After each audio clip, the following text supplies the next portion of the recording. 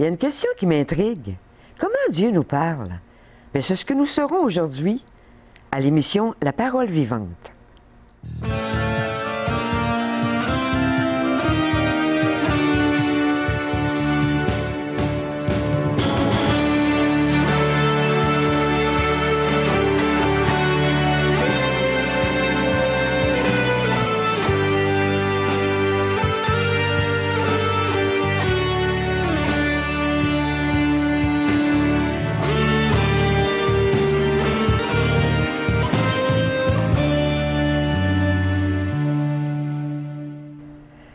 À notre émission d'aujourd'hui, le pasteur Régent Joly va répondre à notre question.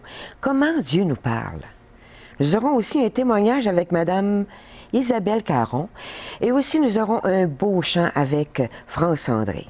Si vous avez des questions et vous voulez nous appeler, vous pouvez le faire au 1-877, l'Espoir, 1-877-537-7647. Vous pouvez aussi nous visiter sur notre site web espoir.ca. Pasteur Régent, plusieurs personnes se posent la question, mais comment Dieu nous parle? Juste avant de répondre à cette question, j'aimerais te souhaiter la bienvenue. Au nom de toute l'équipe, Micheline, bienvenue Merci. à l'équipe Parole Vivante et de co-animer ensemble ces futures et ces prochaines émissions. Merci beaucoup. Oui, une question importante. Comment Dieu veut-il établir un contact avec nous? Comment veut-il s'adresser à nous, se faire entendre? Il y a un texte que je vais vous lire dans l'Épître aux Hébreux. Hein? Alors donc, certains commentateurs disent que c'est Paul qui l'a écrit. Alors j'allais dire Paul, mais c'est l'Épître aux Hébreux. Mais on ne précise pas qui est l'auteur. Mais c'est chapitre 1, verset 1. Après avoir autrefois, à plusieurs reprises et de plusieurs manières, parlé à nos pères par les prophètes, Dieu, dans ces derniers temps, nous a parlé par le Fils. C'est ce que nous allons élaborer dans les prochaines minutes. Quel sujet extraordinaire. Mais pour le moment, nous allons voir le témoignage de Mme Isabelle Caron.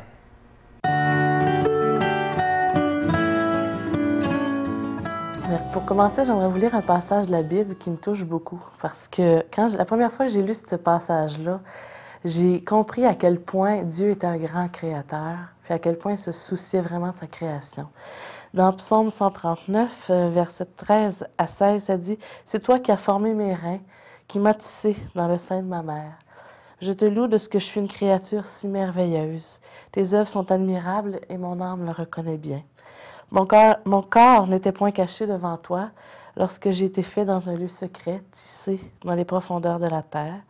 Quand j'étais une masse informe, tes yeux me voyaient et sur ton livre étaient tous inscrits les jours qui m'étaient destinés, avant qu'aucun d'eux existe. » C'est grand, c'est merveilleux parce que déjà dans le ventre de ma mère, le Seigneur il connaissait mon nom. Il me formait, puis il savait déjà les joies, les peines, puis les épreuves que j'allais vivre. Puis ça me dépasse. Ce qui est encore plus merveilleux, je trouve, c'est que il savait le jour exact et l'heure exacte qu'elle allait venir me rencontrer personnellement, toucher mon cœur puis changer ma vie pour toujours. Quand je me remets à penser à ma vie passée, je me suis rendu compte à quel point j'avais vécu des choses difficiles, des situations que j'avais enfouies vraiment au plus profond de moi-même, pour plus avoir à y penser, pour les oublier. Je me souviens, j'avais à peine 16 ans, puis je me sentais déjà comme une femme de 60 ans qui avait un lourd bagage à porter. J'étais fatiguée, j'en avais assez de cette situation-là. J'étais tannée de me défoncer, de me geler de plus en plus à chaque jour avec des drogues, avec de l'alcool pour oublier que j'avais tellement mal à l'âme. Je voulais oublier que j'avais vécu des attouchements sexuels, je voulais oublier que l'éclatement de ma famille, je voulais oublier l'avortement, la prostitution. Finalement, je voulais oublier tout le mal que je vivais, mais aussi celui que je faisais autour de moi. Parce que jusqu'à un certain âge, oui, j'ai vécu des choses que les autres m'ont fait subir, mais un jour, il a fallu que je prenne mes propres décisions, mes propres choix, que je fasse mes propres choix. Puis je n'ai pas fait les bons parce que pendant longtemps, j'ai vécu cette vie de débauche-là, de malheur-là. Et j'étais vraiment profondément toujours dans la tristesse et dans l'angoisse. Et un jour, au mois de février 97, le Seigneur est venu me poser une question. Simplement et doucement, il est venu me demander si j'en avais assez de cette triste vie sans but ou si je voulais continuer encore à descendre plus bas. À ce moment-là, je n'ai pas été capable de résister plus longtemps. C'est pas que je me sentais forcée à faire quoi que ce soit, c'est le Seigneur qui m'ouvrait les yeux, il me faisait saisir une partie de son si grand amour pour moi. Je me sens pressée de lui dire que, oh oui Seigneur, j'en avais assez de cette vie-là, je lui donnais ma vie et que oui, elle lui appartenait désormais et qu'il pouvait en faire ce qu'il voulait. Par la suite, le Seigneur m'a amené aussi à voir au travers de ses yeux la gravité de mon péché. Il m'a amené à la repentance. Puis c'est en lui demandant pardon que j'ai pu être libre de mon passé si ténébreux. Parce que pendant longtemps, j'ai traîné ce si lourd fardeau sur mes épaules qui m'emmenait à vivre de la honte, de la culpabilité et une si grande solitude. Aujourd'hui, quand je repense à mon passé, mais surtout quand il y a des souvenirs douloureux qui me reviennent en tête, je peux remercier de tout mon cœur le Seigneur parce qu'il avait toujours été là pour moi, à chaque situation, parce que dans ce que j'ai vécu, ça aurait pu toujours être pire. Rien n'est possible à Dieu et je glorifie son nom pour ce qu'il a fait, pour ce qu'il fait et pour ce qu'il fera dans mon cœur. Parce qu'il a commencé une œuvre merveilleuse en moi, puis il n'a pas terminé. Il me nourrit, puis il m'enseigne par sa parole. Et une chose qu'il m'a montré, entre autres, c'est qu'il n'est pas mort à la croix juste pour moi. Il est mort aussi pour mes amis, pour mes voisins, pour ma famille, pour tout le monde. Le Seigneur m'a montré tout l'amour qu'il avait pour moi, malgré le fait que je l'ai rejeté si longtemps. Il m'a rendu témoin d'une chose extraordinaire. Puis aujourd'hui, je ne peux pas garder ça pour moi puis rien faire avec. Aujourd'hui, par sa grâce, il me donne la liberté de parler, de partager les souffrances et les peines que j'ai vécues. Mais ce qu'il veut davantage que je fasse, c'est de partager sa belle histoire d'amour avec moi. C'est un Dieu fidèle qui m'a fait le privilège de venir me rencontrer il y a environ 8 ans. Et c'est encore un Dieu qui est fidèle aujourd'hui avec moi à chacun de mes pas. Il m'a donné la grâce de me faire goûter son amour. Et aujourd'hui, mon seul désir, c'est vraiment de servir et d'obéir à sa parole. Je ne suis pas capable de le faire par mes propres forces, mais c'est Jésus qui vit en moi, qui me donne le vouloir et le faire. Tout à l'heure, quand j'ai commencé, j'ai partagé un passage dans la Bible, mais j'aimerais aussi terminer par un autre passage qui me tient particulièrement à cœur, parce que le Seigneur a vraiment changé mon cœur, il a changé ma façon de penser. Puis il a ancré vraiment une assurance au plus profond de moi pour son amour, pour moi justement. Puis c'est dans Romains 8, le verset 38-39, ça dit « Car j'ai l'assurance que ni la mort, ni la vie, ni les anges, ni les dominations, ni les choses présentes, ni les choses à venir, ni les puissances, ni la hauteur, ni la profondeur, ni aucune autre créature ne pourra nous séparer de l'amour de Dieu manifesté en Jésus-Christ, notre Seigneur. » Amen.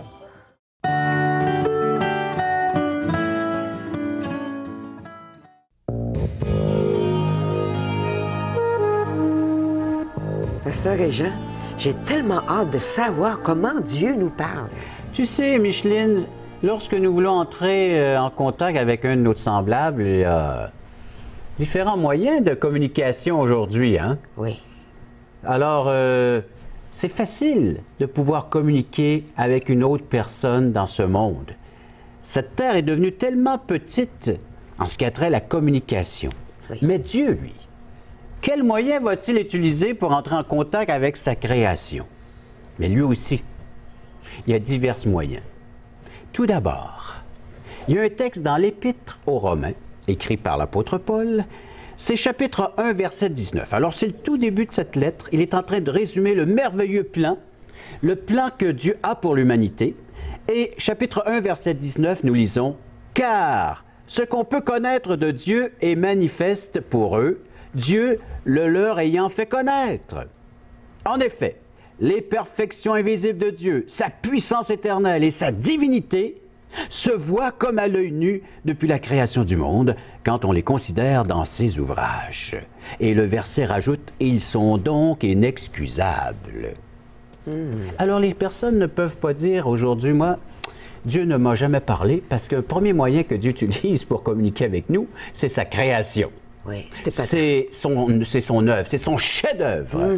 Alors c'est signé. C'est comme si on allait visiter des tableaux d'art, hein, et puis on va visiter un musée, et puis souvent il y a une signature. Ça nous parle de l'auteur, de l'œuvre.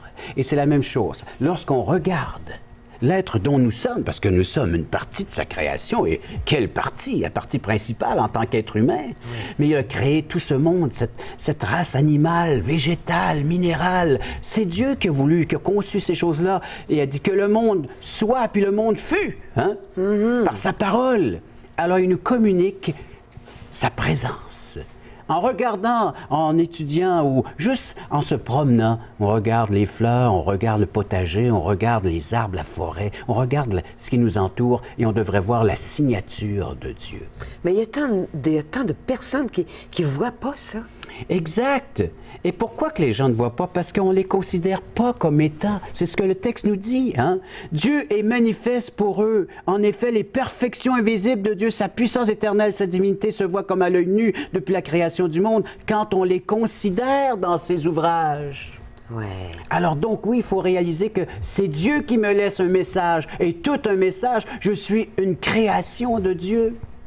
Et non de la science, parce que beaucoup de gens disent on vient de la science, alors on va servir d'expérience si on vient de la science. Mais si on vient de Dieu, on est sa création, alors Dieu veut se manifester par nous et avec nous. Mais il y a une autre façon. On tourne la page de Romains chapitre 1, on arrive à Romains chapitre 2, et là Dieu nous dit qu'il parle par une petite voix intérieure qu'on appelle conscience. Il nous est dit au verset 14 de Romains 2, quand les païens qui n'ont point la loi font naturellement ce que prescrit la loi, ils sont, eux, qui n'ont point la loi, une loi pour eux-mêmes. Ils montrent que l'œuvre de la loi est écrite dans leur cœur, leur conscience, en rendant témoignage, et leurs pensées s'accusant ou se défendant tour à tour. Alors... La conscience, elle peut nous jouer des tours. C'est vrai, Micheline, elle peut nous jouer des tours. Pourquoi? Parce qu'on peut la comparer à un élastique, cette conscience-là. Et puis, il y en a qui l'ont plus ou moins épuisé, fatigué. Hein, à force d'étirer un élastique, à un moment donné, il perd son élasticité. Ouais. Faites attention de dire ces choses-là. Hein? Faut aller prudemment prononcer des mots. Mais, alors donc, et qu'est-ce qui arrive? Alors, la conscience, elle permet beaucoup de choses.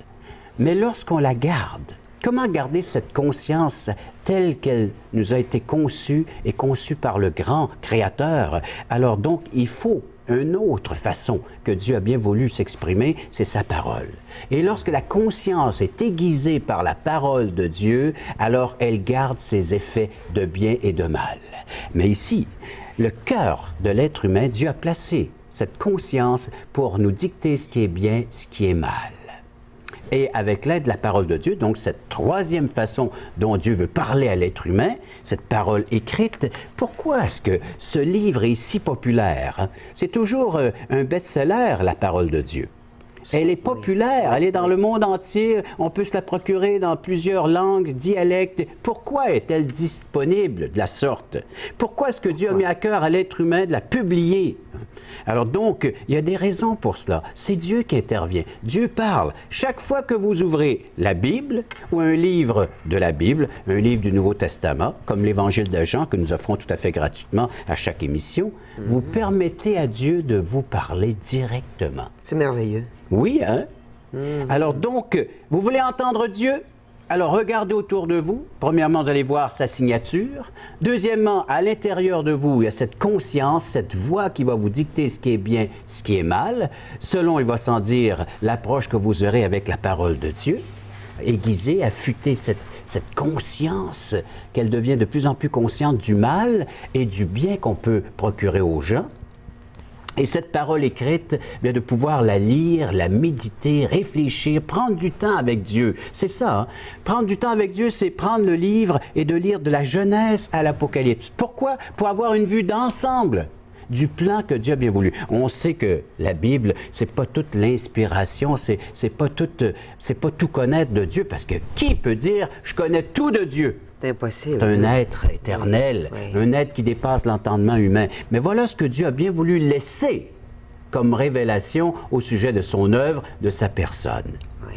Alors donc, 66 livres, une quarantaine d'auteurs différents les uns les autres. Il y a des rois, il y a des gens également, des gens qui vivaient de l'agriculture, des gens simples, des gens instruits. Il y a tout cela ici, tous les auteurs différents, mais inspirés. La même source, c'est dans l'Épître aux Hébreux.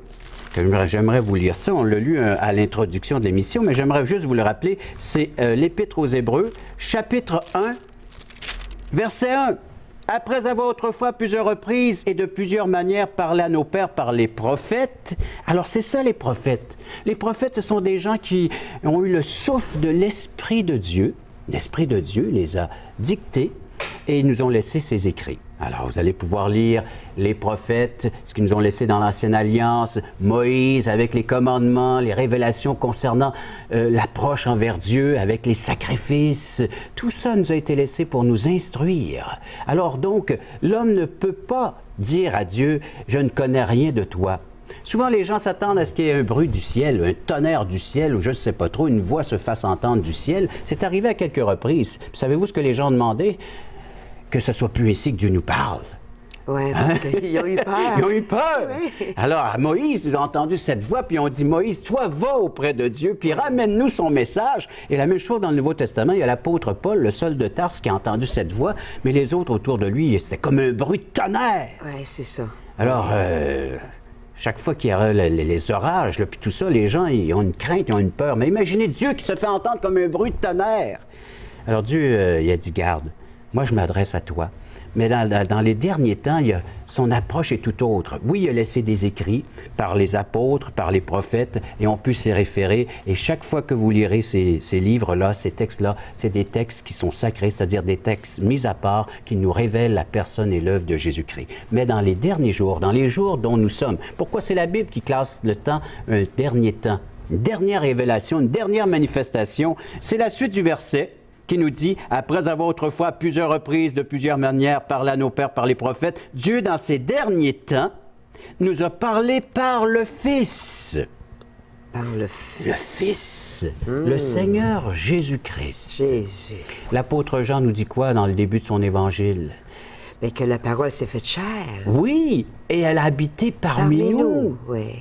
Cette parole qui habitait dans cette demeure céleste auprès du Père, elle s'est faite chair, elle a pris une forme humaine. C'est le Fils Jésus qui maintenant nous adresse personnellement à nous.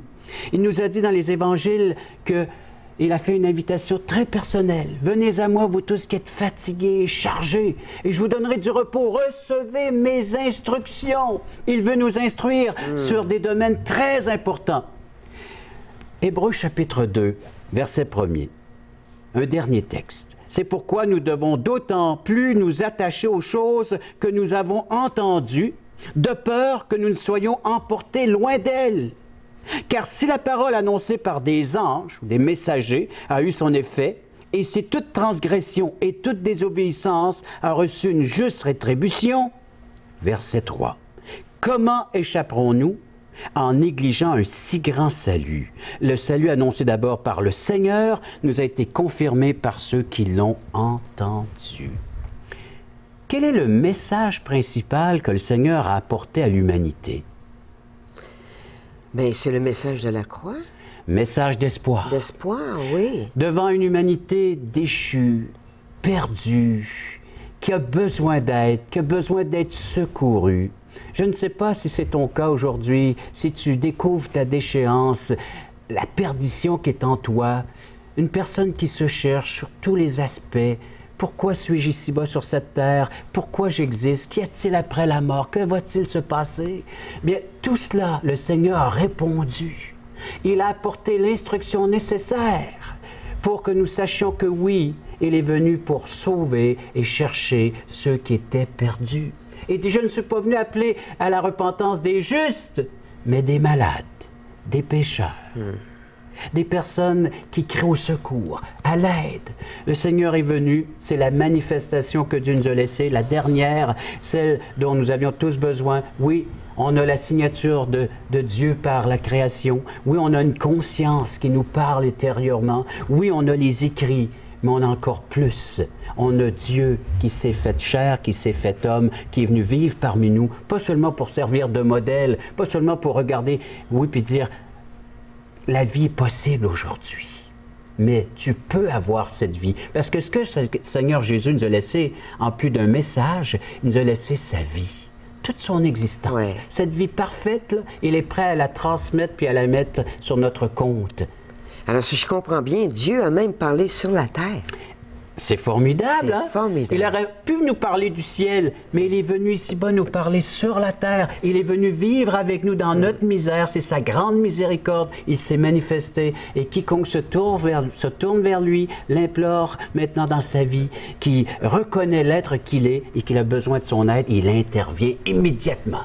Bien, merci, Pasteur Régent. On en connaît encore plus sur notre Seigneur, sur notre Père éternel. Et là, nous aurons un chant merveilleux avec France André. Je vous écoute, France.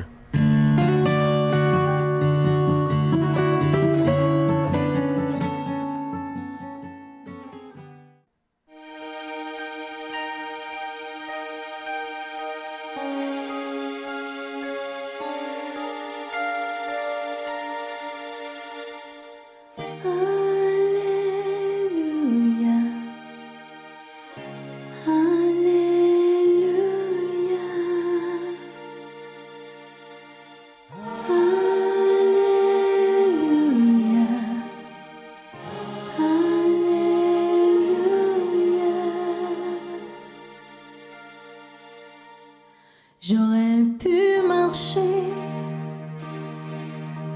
encore très longtemps au cœur du désert sans jamais trouver mon chemin.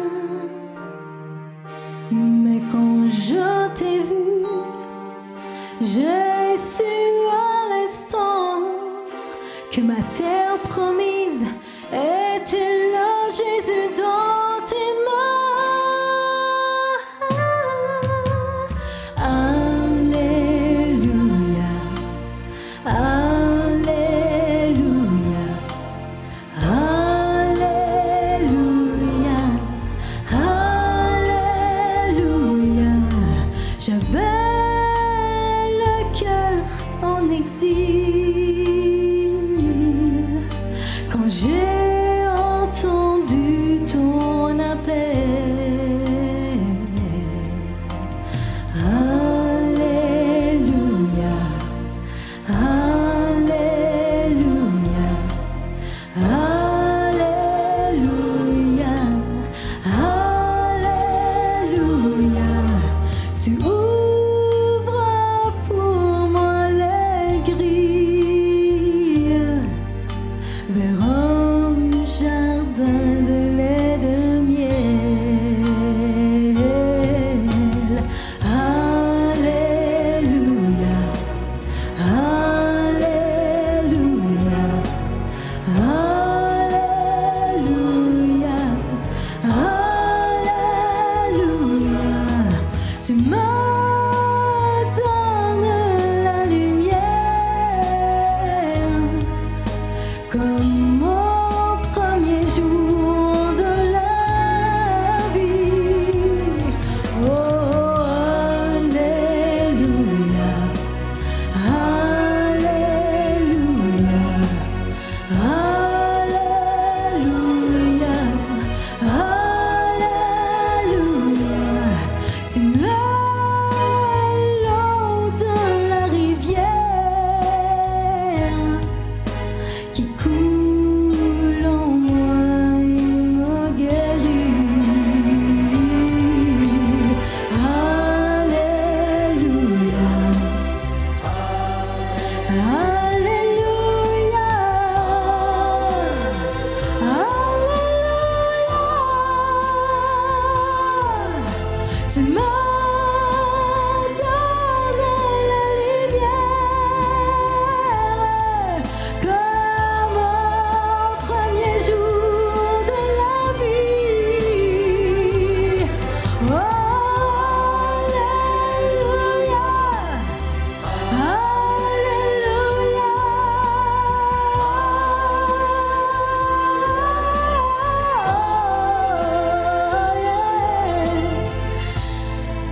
Tu es l'eau de la rivière qui coule en moi et me guérit. Tu es l'eau de la rivière qui coule en moi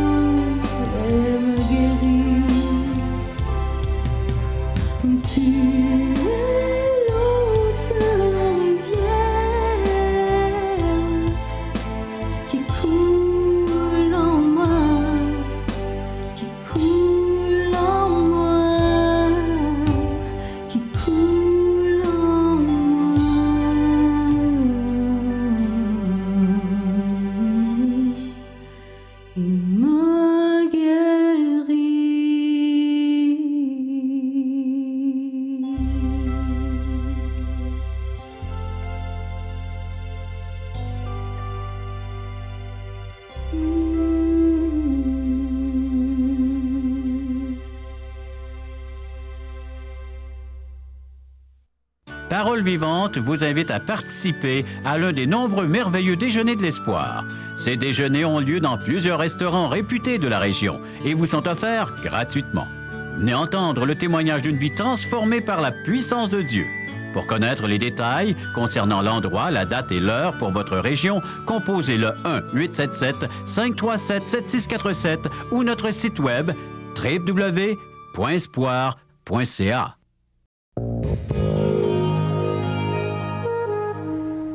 Je vous invite à aller à un de ces merveilleux déjeuners de l'espoir. Quelle occasion extraordinaire de rencontrer des gens qui ont connu Dieu.